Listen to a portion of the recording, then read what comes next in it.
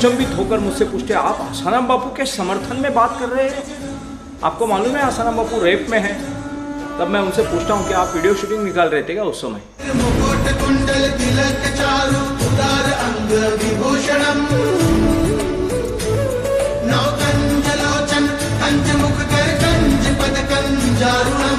बिन संतों का हिंदू राष्ट्र, संत कारावास में, और आप हिंदू राष्ट्र बना रहे। कौन से हिंदू राष्ट्र की बात कर रहे हैं? ईसाई मतांतरण वाले हिंदू राष्ट्र की बात कर रहे हैं?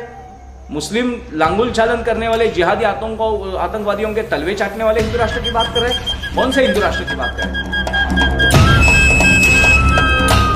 क्या आसाराम बापू कारावास में नहीं है? आपकी सभ्यता की, आपकी धरोहर की, आपके पुरखों की, पूर्वजों की पुण्याई की रक्षा करने वाला एक कवच कुंडल कारावास में डालकर आपको नंगा खड़ा किया है देश में।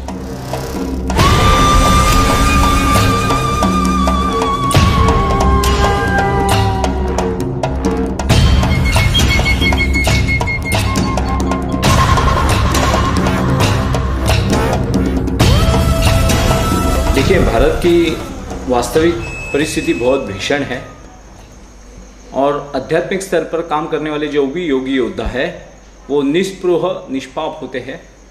वो जो भी है वो सत्य का कथन करते हैं। सत्य भले ही भीषण हो, भयंकर हो, उनके अस्तित्व के ऊपर भी संकट आता है तो भी संत सत्य बोलते हैं। और सत्य बोलने वालों में से प्रमुख संत है श्री आशाराम जी, परम पूज्य आशाराम जी बापू जी। बापू जी का चरित्र देखा जाए, उनका जीवन काल देखा जाए तो उन्होंने भारत भर में साधारण भारतवासियों को, भारत भूमि की संतानों को जिस ढंग से साधना में उतार दिया और साधारण से साधारण व्यक्ति भी साधना संपन्न होने लगा। इससे जो परकीय चरित्रहीन भारत को मिटाना चाहते हैं विदेशी शक्तियाँ, जिसमें ईसाई मतांतरण है और जिहादी आतंकवाद है, इनकी कूटनीति के तले भारत भूमि के ये महान योगी योद्धा आज कारावास में पड़े हुए हैं।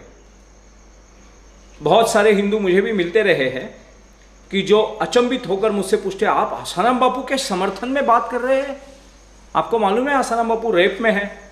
तब मैं उनसे पूछता हूँ कि आप वीडियो शूटिंग निकाल रहे थे क्या उस समय?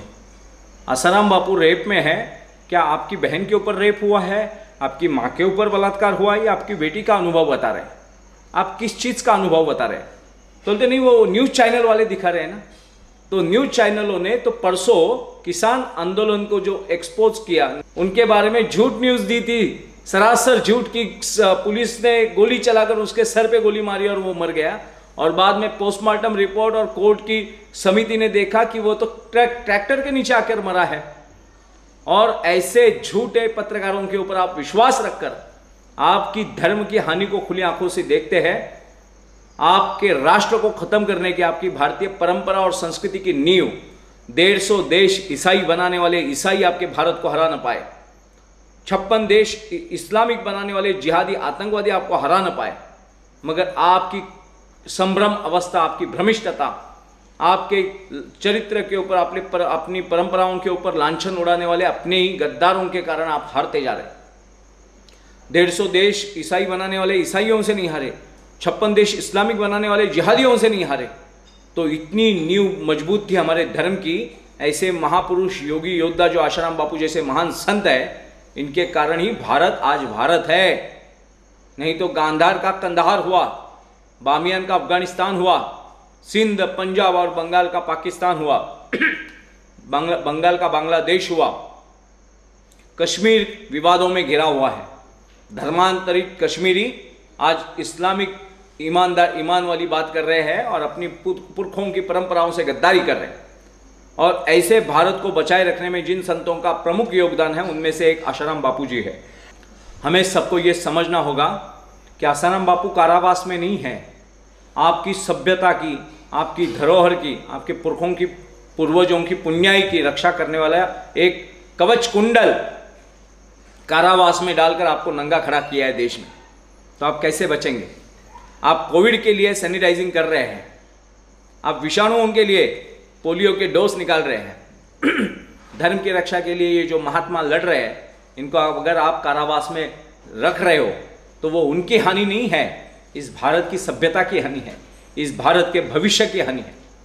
तो इस हानि से अगर बचना है तो केवल आसाराम बापू से दीक्षित साधकों का दायित्व नहीं है। पूरे भारत की परंपराओं की जड़ें, अपने पुरखों का रक्त जिनका शुद्ध है, जिनको अपने पिता के ऊपर शंका नहीं है, अपनी माता के चरित्र के ऊपर शंका नहीं है, उन सभी भारतीयों का दायित्व है कि आसाराम जी बापू के मुक्तता के लिए हम अपने कुल की सौगंध है। आज सुनने वाले भी ज्ञानी ही सुनेंगे, मूर्खों के लिए तो मैं बोलता ही नहीं हूँ। ये जो भी बात हो रही है, ये जिनका बीज शुद्ध है, जिनका रक्त शुद्ध है, जिनको अपनी माँ के चरित्र के ऊपर, अपनी कोख के ऊपर शंका नहीं है, उन्हीं के कारण ये शब्द मेरे से गोरक्षनाथ भगवान हमारे उच्चार कर रहे हैं। तो हम नाथपंथी है, सब भारतीय, हमने सारे दुष्ट शक्तियों का निर्दालन किया है, मगर आपसी भेद निर्माण करने वाले कुछ ऐसे दुष्ट शक्तियां हैं जो विदेशी सभ्यता और संस्कृति के तलवे चाट रहे हैं। तो हम सभी भारतीयों का, केवल आसाराम बापू के साधकों का ये दायित्व नहीं है, ये दायित्व पूरे भारत का है। भारत को बचाना हर भारतीय का दायित्व है, कर्तव्य है।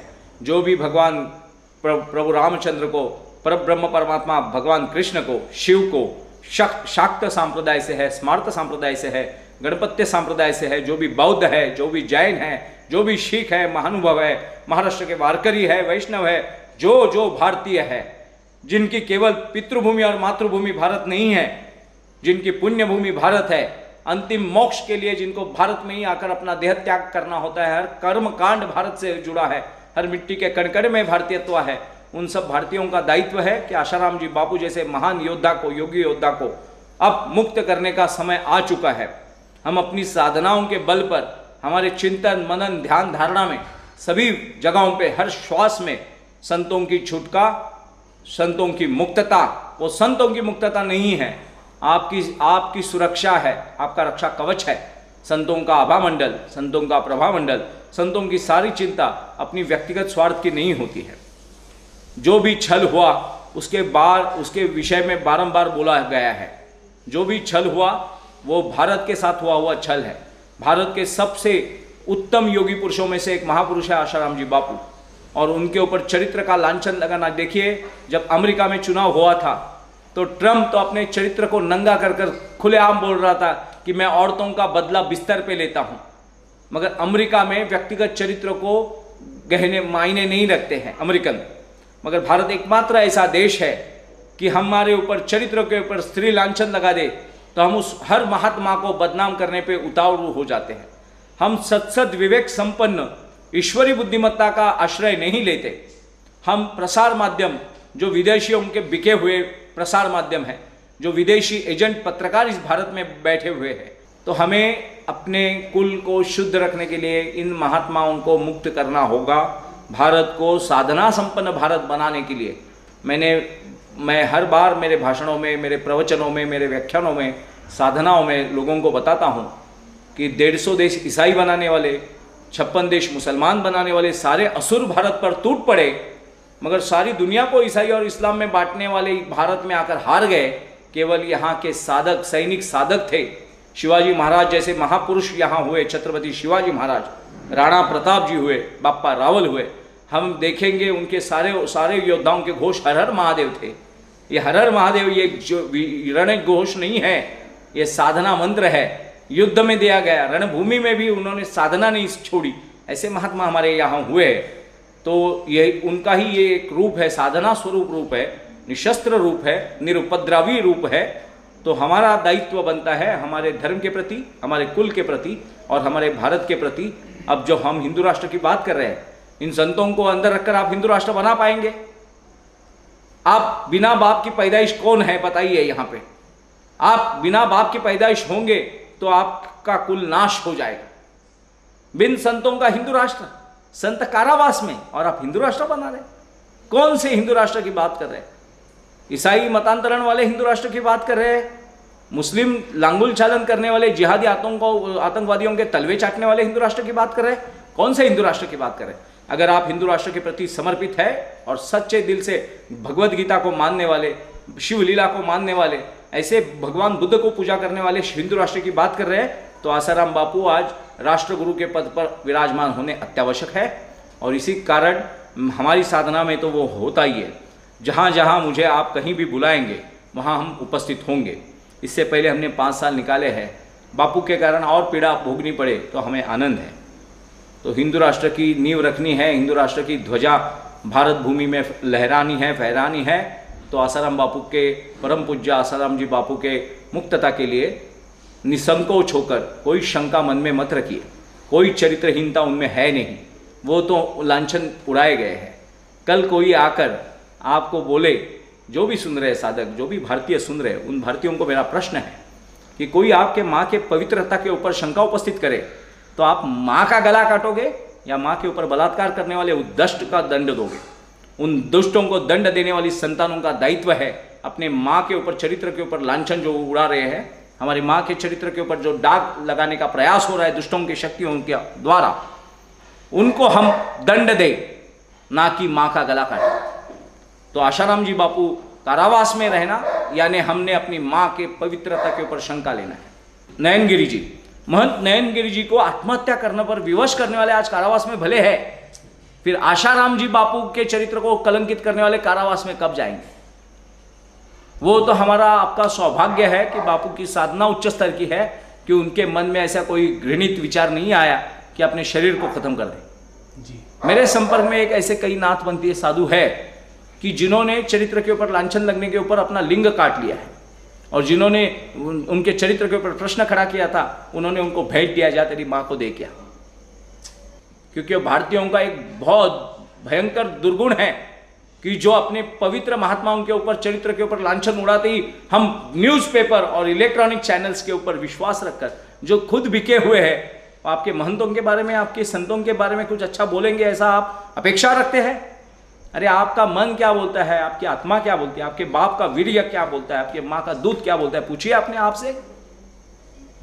तो मेरा सभी भारतीयों से निवेदन है, सारे केसेस मैं आत्म स्तर पर कहता हूँ ये झूठे हैं, मैं साधना स्तर पे कहता हूँ ये झूठे हैं। ऐसे लांछन लगाने के प्रयास अंग्रेजों के समय भी हुए, संत कबीर जी के ऊपर भी चरित्र के ऊपर लांछन लगाने के प्रयास हुए। महापुरुष जो हुए भारत के सुपुत्र स्वामी विवेकानंद जी, उनका चरित्र आप पढ़िए, यूरोप और अमेरिका में बसे हुए भारतीयों ने ही उनके ऊपर, चरित्र के ऊपर लांछन लगाने के प्रयास किए। ऐसा ही एक शिकार बापू बने हैं।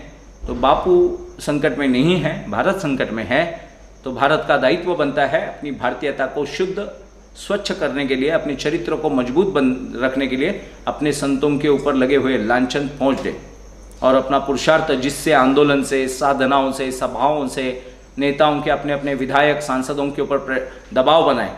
आपका सांसद अगर आपकी बात नहीं सुनता है तो उसकी वोटिंग ख़त्म कर दीजिए, नुकसान कर दीजिए उनका।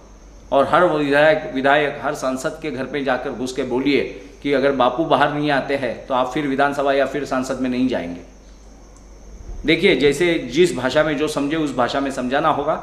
और हिंदू राष्ट्र की ओर जब हम बढ़ रहे हैं तो बिना बापू के हिंदू राष्ट्र नहीं बनेगा, बिना संतों का हिंदू राष्ट्र असंभव है।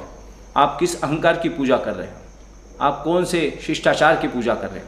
संतों के, संतांचे संगति मनोमार्ग गति, ऐसे मराठी में दोहा है, संतों के संगति ही मन की मार्ग की गति बढ़ती है। संतों के संगति मनोमार्ग गति, मन की मार्ग को गतिशील करना है, साधना तक लेके जाना है, तो संतों के साधना के सिवा कुछ नहीं। राजा के संगति मनोमार्ग गति ऐसा नहीं कहा गया है, शेठ जी के संगत मनोमार्ग गति ऐसा नहीं कहा गया है, पैसे वाले के संगत मनोमार्ग गति ऐसा नहीं कहा गया है। जिसको थोर विरक्ति प्राप्त हुई है, जिसकी सारी आसक्तियां टूटी है, ऐसे संतों के संगति मनोमार्ग गति ऐसा कहा गया। तो इन संतों की संगत आपसे तोड़ी जा रही है तो आप कौन सी साधना करोगे? तो सारे भारतीयों से निवेदन है कि आसाराम बापू जैसे युग पुरुष को, योगी योद्धा को आप सुरक्षित करें, आपकी नींव को सुरक्षित करें, आपकी जड़ को। झाड़ का फल तब मायने रखता है जब उसका जड़ मजबूत हो। आसाराम बापू, अगर आप झाड़ का फल है, आप वृक्ष है, आप उसकी डाली है, पत्ते है, तो आसाराम बापू आपकी जड़ है, संत आपकी जड़ है। मुकुट कुंडल तिलक चारु उदार अंग विभूषणम